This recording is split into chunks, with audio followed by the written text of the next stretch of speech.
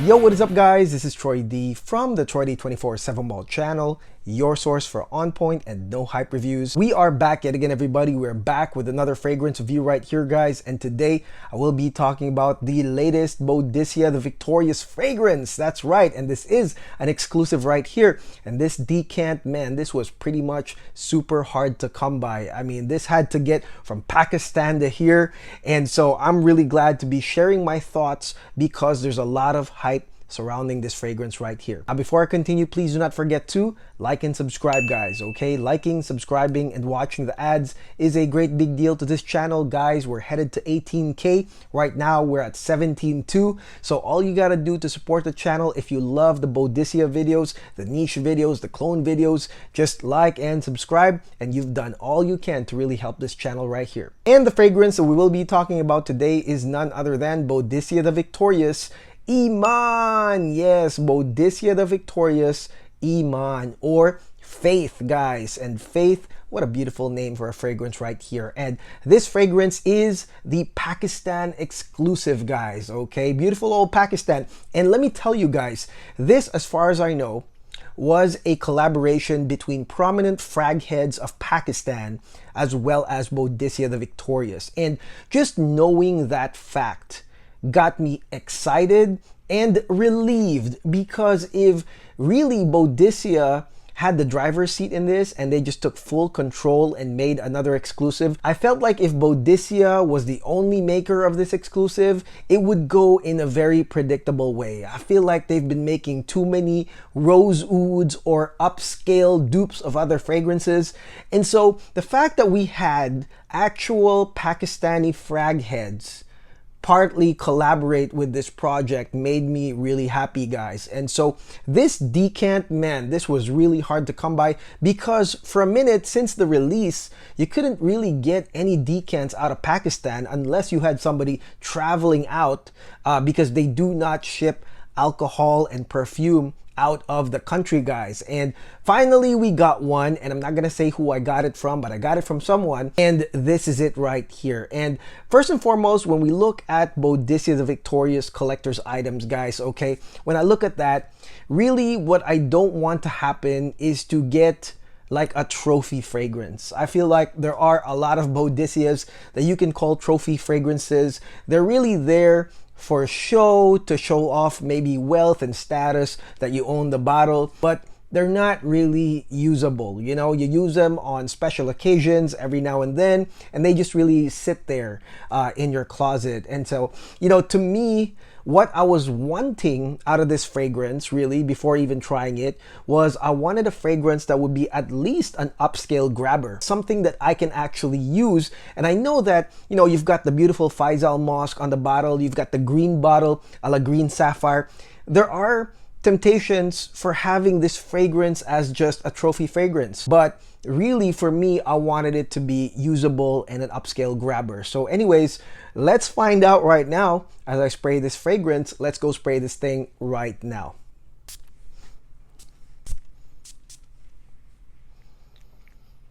Ooh. Okay guys, now let's talk about Boadicea the Victorious Emaan right here, starting with the opening, guys. And this opening is pretty damn stellar, guys, especially if you are into Middle Eastern or Arabic perfumes, guys, okay? So this opening basically answered the previous question I had on this fragrance. Was this just going to be yet another trophy fragrance, a special occasions fragrance, or was this fragrance going to be something that we can actually use on a day-to-day basis, maybe an upscale grabber right here? So right here with the opening, guys, you are going to get the notes of Davana, nutmeg spice, and saffron spice, and the counter note is going to be an aquatic accord which has mandarin on it, guys. So this really, I mean, even if you look at it on paper, it's amazing. And especially once you actually spray it and you get to smell it, it's freaking great. Why? Number one is that this fragrance is all about masculinity. On the opening blanket, you're gonna get Davana,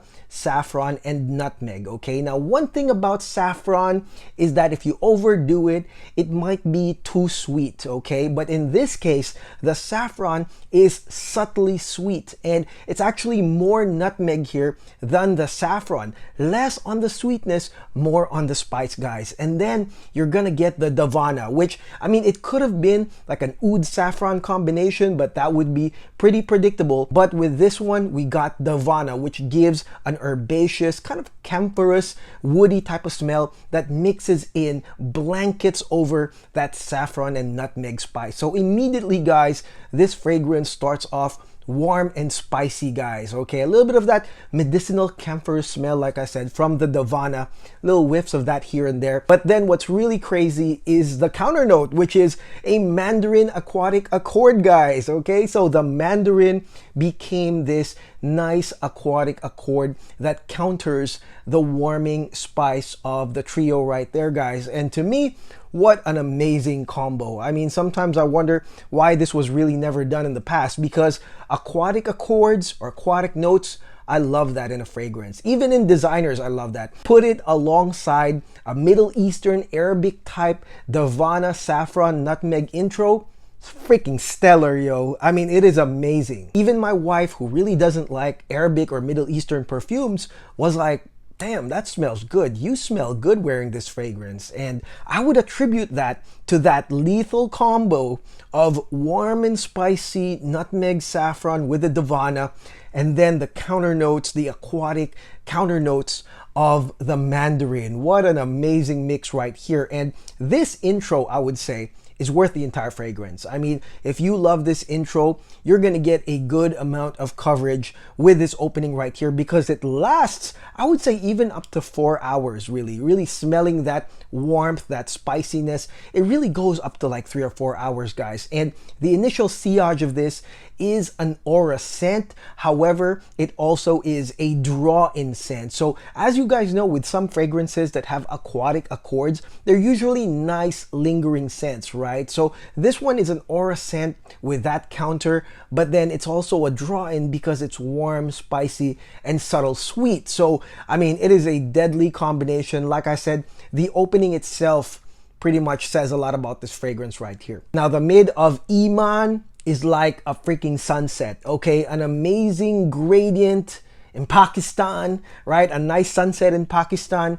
And that gradient really is a continuity, because the main chief note here in the mid of Emaan is going to be Immortelle.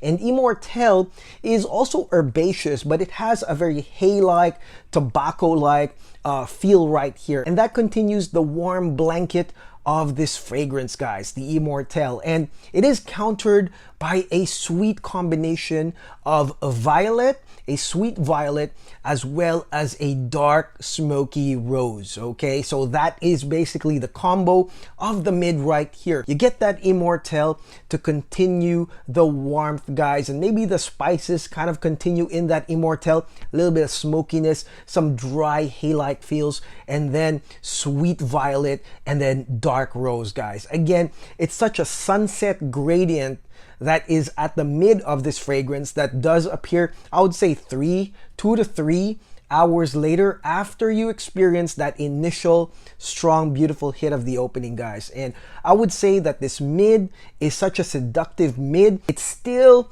like I said, very masculine, because even if the violet has some sweetness, the rose is dark and smoky, and then the Immortelle is the strongest note in the mid. So even with all that sweetness, it's still embedded under very masculine notes. From start to mid, this fragrance is freaking macho, but then there's also that sultry, seductive, romantic side that really pops out in the mid. You know, like the start is kind of like a feeler towards that, because it's still like this very usable, you know, modern man feel with the aquatic accord. But the mid, I would say, is when the Casanova appears, because it gets more sunsetty gradient, really nice and sweet and rosy. And I think that it is a wonderful mid as well. Now the start to mid of this fragrance, which in my opinion is the longest stage, I would say even up to 8 hours of wearing this fragrance, guys. I think the start to mid of this fragrance is the most special and the most unique part of this fragrance right here. If you look at the ending of this fragrance, it's very similar to other Boadicea the Victorious fragrances, to be honest. But start to mid, which has, like I said, that aquatic accord lingering around, that warm and spicy saffron nutmeg mix, and then all the way into that hay tobacco dry immortelle blanket with that dark rose and that violet well blended in. Man, this one right here spells upscale grabber to me, guys, especially if you're into Middle Eastern perfumes. This one right here is one of the best Middle Eastern upscale grabbers I have ever smelled. I mean, think about the Rolex. Bust out the Rolex, bust out the luxury car, the suit.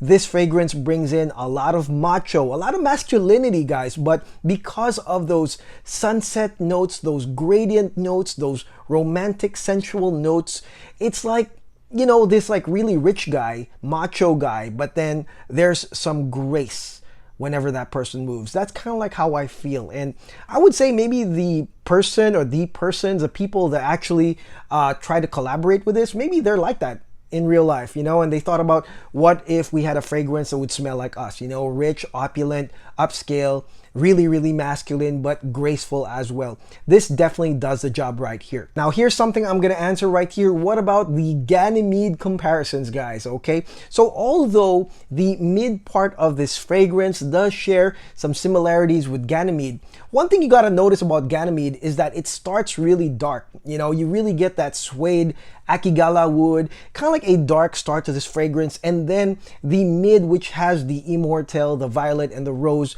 actually is more of like the bloom after that dark curved intro right there. And really, this doesn't happen with Emaan, okay? So that's one thing to say. Although it looks the same on the mid, remember that Emaan starts with a different intro. So you're not gonna go through that suede and Akigala wood, that really dark woody part of Ganymede before you get to that mid. You immediately get this totally different intro, and then you get to enjoy that rose, violet, and immortelle mid. So I would say they're pretty different. I mean, I really did not think of Ganymede when I was spraying this because I was so happy with the intro, and then I was even more happy when I got to the mid right here. Okay guys, now let's talk about the Drydown of Boadicea the Victorious Emaan right here. Now, the Drydown, as I've said, to me is not as stellar or as unique as the start to mid of this fragrance. But I will say this, that the Drydown is still wonderful as well. And maybe I'm just saying this because